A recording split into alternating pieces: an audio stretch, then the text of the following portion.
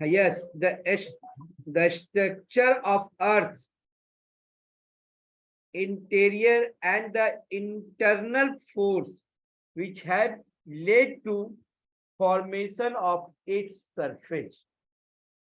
अर्थ surface का जो formation है, और हम स्टडी करते हैं एक अर्थ सरफेस का, दूसरा स्टडी करते हैं इंटीरियर स्ट्रक्चर ऑफ द अर्थ का। कैसा स्ट्रक्चर है इंटीरियर पार्ट का, फिर नीचे की पोर्शन करें स्ट्रक्चर कैसा है।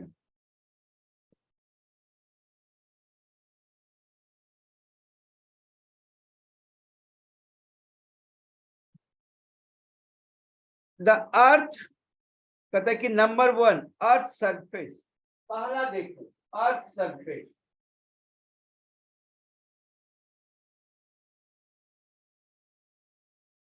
Consist the great assemble of physiography division या the relief features. Earth surface पर, ये जो आप अर्थ सरफेस देख रहे हो, इस अर्थ सरफेस पर द कंसिस्ट द फिजियोग्राफी या रिलीफ फीचर्स। क्या क्या रिलीफ फीचर्स देखते हैं यहाँ पर हम लोग अर्थ सरफेस पर, बता सकते हो? ये जो हम लोग अर्थ देख रहे हैं इसमें 3 मेजर लैंडफॉर्म देखने को मिलता है। पहला क्या है तो माउंटेन है, दूसरा क्या है प्लेट्यू है, तीसरा क्या है प्लेन है, फिर आपको बहुत सारे देखते हैं, वी से वैली देखते हैं, गॉर्ज देखते हैं, वाटरफॉल देखते हैं, मीएंडरिंग देखते हैं। ये सारा चीज जो प्रीवियस चैप्टर में हमने स्टडी किया था ना, रनिंग वाटर के द्वारा, रेन वाटर के द्वारा। यस या no? Yes sir. Yes sir. तो assemble of the physical features, variation landform देखते हैं, अनइवन है, चाहे वो माउंटेन हो, प्लेट्यू हो, प्लेन हो, डेजर्ट हो, फॉरेस्ट हो, है ना। ये सारा वेरिएशन जिसके हाइट के आधार पर देखते हैं, डेप्थ के आधार पर देखते हैं, है ना, लो लैंड का मेजरमेंट देखते हैं, हाई लैंड देखते हैं। आप बता सकते हो पृथ्वी के सबसे ऊंचाई, the highest point of the earth surface क्या है?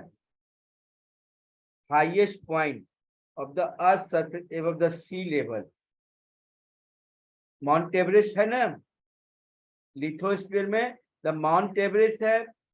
दूसरा है द हिमालय, कहाँ है तो ये हिमालय में है। The lowest point is the bottom of the Mirena trench जो पैसिफिक ओशन में है।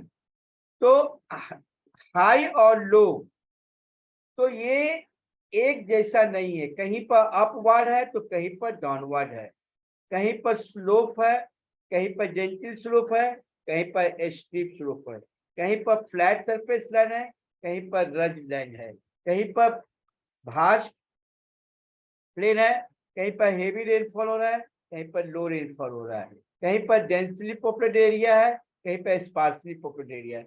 ये कहने का we can say that the earth surface is the uneven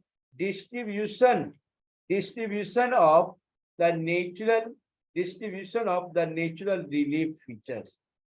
ये जो रिलीफ फीचर्स देखते हैं, चाहे वो माउंटेन ही देखते हैं जिसका माउंटेन की हाइट में वेरिएशन है, प्लेट्यू जो है टेबुलर लैंडफॉर्म है, प्लेन जो है फ्लैट सरफेस लैंड है, डेजर्ट है सैंडी सॉइल का है, कोस्टल प्लेन है, स्टीप स्लोप है, जेंटल स्लोप है। तो ये वेरिएशन हम लोग को देखने को मिलता है।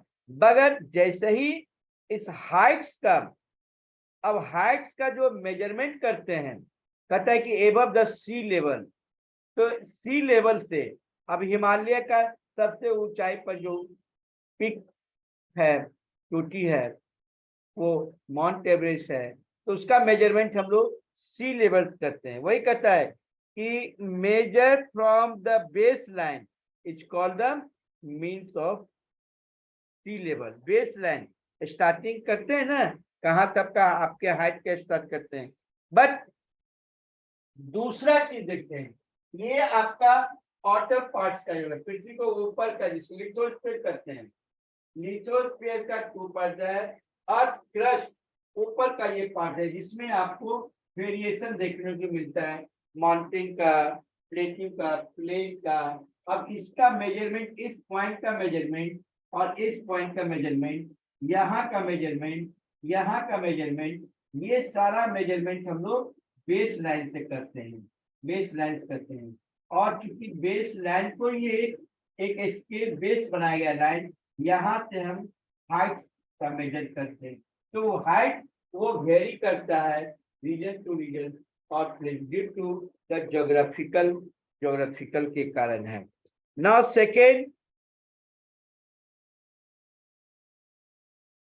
आपका है द इंटीरियर, है ना, interior of the earth surface, inner part of the earth surface. दो हमने पता चला कि एक्सटर्नल फोर्स और internal, any process working on the earth surface bring change, है ना। दूसरा कि इंटीरियर पार्ट होता है, तो interior of the earth remains the mystery for year, the little about because the deep down. तो जैसे जैसे हम डीप डाउन नीचे की ओर आते हैं, पृथ्वी से नीचे की ओर आते हैं, डीप जैसे जैसे है, तो आप देखोगे डीप जैसे जैसे है तो पता है कि टेम्परेचर क्या होगा, प्लस में जाएगा कि माइनस में जाएगा, हाई जाएगा कि लो होगा टेम्परेचर, हाँ, टेम्परेचर हाई की low. The temperature of the earth is very high, जैसे जैसे हाइयर भी, जैसे जैसे हम पृथ्वी के नीचे जो लेयर की ओर जाते हैं, डीप की ओर जाते हैं, तो टेम्परेचर वो हाई हो जाता है। इतना ज्यादा हाई हो जाता है कि नीचे के जितने भी मैटर्स है, जितने भी मेटेलिक और नॉन मेटेलिक मिनरल्स है, वो सारा मिनरल्स जो है किस फॉर्म में आ जाएगा, किस फॉर्म में आ जाएगा, सॉलिड में आएगा कि लिक्विड में आएगा, वो सारा लिक्विड फॉर्म में आ जाएगा, क्योंकि इतना ज्यादा टेम्परेचर, हाई टेम्परेचर है, ठीक है। हाई टेम्परेचर के कारण वो कहता है कि द इंटेंसिव हीट, बहुत ज्यादा टेम्परेचर है, intensive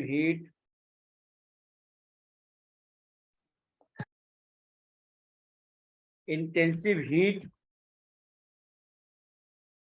neither allowed to dig deep nor the any possibility the living होते। इतना ज्यादा गहराई है, जैसे जैसे हम पृथ्वी के नीचे जाते हैं टेम्परेचर जो है वो इंक्रीज करते जाता है, डिक्रीज नहीं करता है, इंक्रीज करता है। और ज्यादा टेम्परेचर हो जाने के कारण वो जगह, वो प्लेस जो है वो पॉसिबल नहीं है आपके सरवाइव के लिए, है ना, वो पॉसिबल नहीं है। न आप है न कोई भी लिविंग ऑर्गेनिज्म है, नहीं है।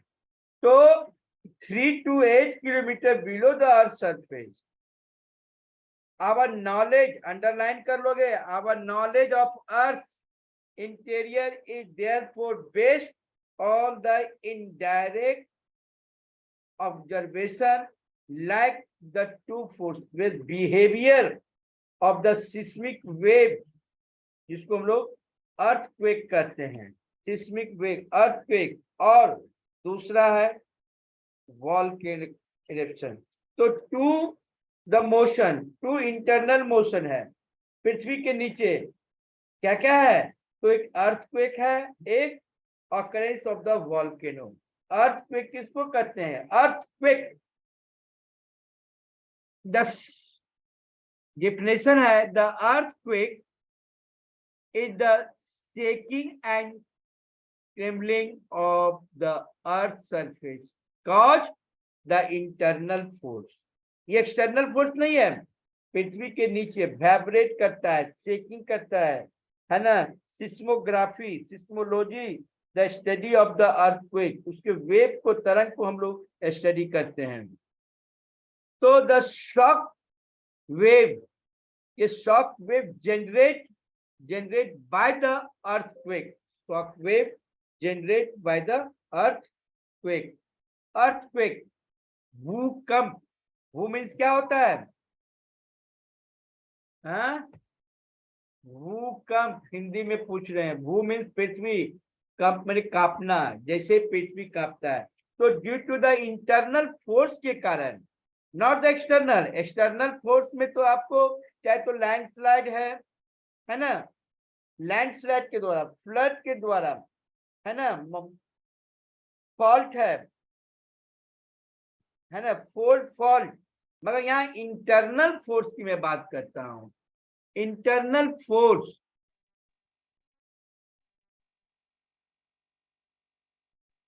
तो have their origin the force inside the earth surface। अब जैसे ही ये वाइब्रेट कर रहा है पृथ्वी का, ये देखो वाइब्रेट कर रहा है इंटरनल फोर्स के कारण, तो उसका प्रभाव इनसाइड द अर्थ, पृथ्वी के ऊपर प्रभाव पड़ेगा, इनसाइड द अर्थ उसका पड़ेगा। और जैसे ही अर्थ के ऊपर पड़ा तो वो डिस्टर्ब हो जाता है, डिस्टर्बेंस ऑफ अर्थ। अभी देखो कि नेपाल में या भुज में या हिमालय रीजन एरिया में, है ना, हिमालय रीजन एरिया में आपका ये हुआ है। वेटिंग 1%, तीसरा अफरोज।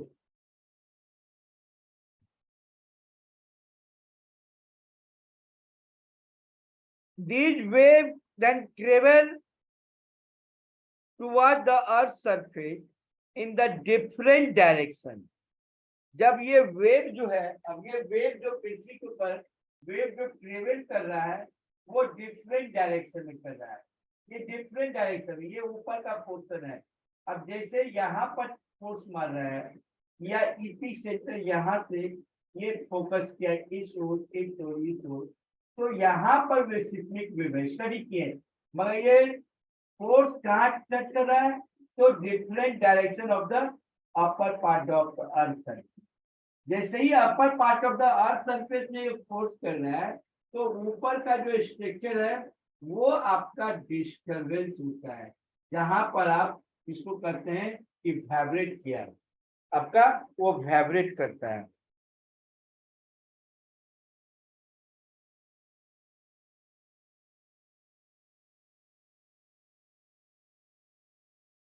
वाइब्रेट किया, different direction and different speed.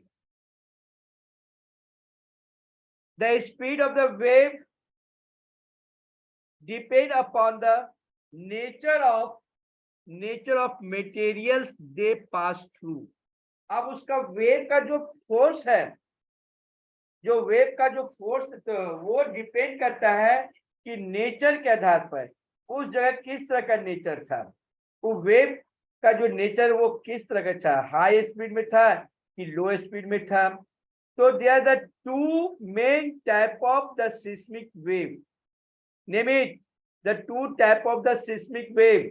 Number first is the P wave. P wave is known as, इसको कहते हैं प्राइमरी वेव, और S wave known as the secondary. Primary wave और सेकेंडरी वेव, ये दो तरह का वेव जो सिस्मिक वेव है ना। The speed of these waves depends upon the nature of the materials they passes through. There are the two type of wave, one the primary wave or secondary wave. Primary wave which can travel through the both the solid and liquid medium, काफी speed, fast speed में वो चल रहा है। अपने साथ जब वो वेव तरंग वो चल रहा है तो इस तरह से वो वेव तरंग कर रहा है, तो वो अपने साथ not only the liquid form को भी और सॉलिड दोनों को साथ में बहुत तेजी से वो वेव टच कर रहा है। But secondary wave On the other hand, they can pass through only the solid medium. वो सिर्फ सॉलिड मीडियम और वेरी कहता है date to the slower speed, वो स्लोअर स्पीड से चल रहा है। एक फास्ट स्पीड में चल रहा है, दूसरा स्लो में चल रहा है। फास्ट स्पीड से जो ट्रेवल कर रहे हैं वो अपने साथ सॉलिड एंड लिक्विड दोनों मीडियम को कैरी कर रहा है, और जो सेकेंडरी स्पीड वेव है जो सिर्फ ओनली द सॉलिड मटेरियल्स को वो कैरी कर रहा है, बहुत धीरे स्लो स्पीड से वो चल रहा है। तो द डिस्टिंग्विश बिटवीन है आपको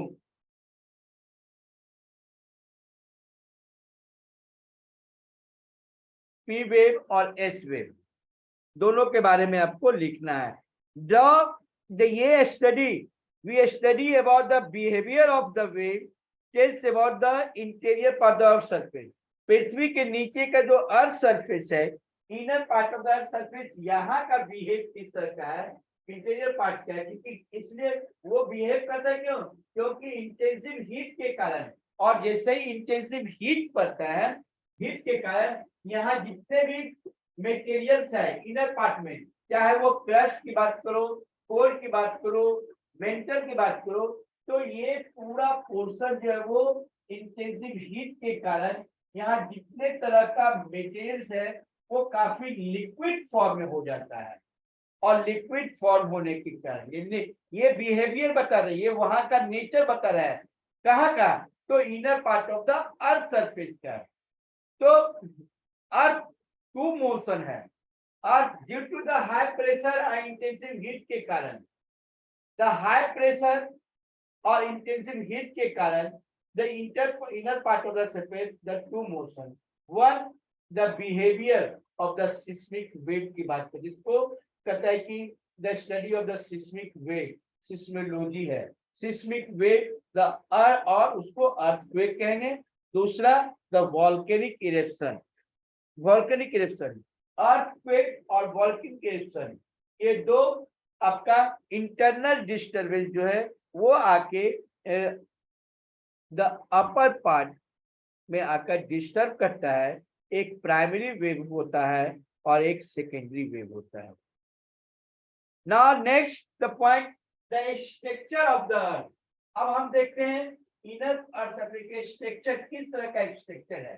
पृथ्वी का स्ट्रक्चर देखते हैं, नहीं ऊपर का पार्ट में नहीं, अब इनर पार्ट का स्ट्रक्चर देखते हैं। स्ट्रक्चर ऑफ द अर्थ, आप मान लो कि ये सपोज करो कि ये पृथ्वी का स्ट्रक्चर है,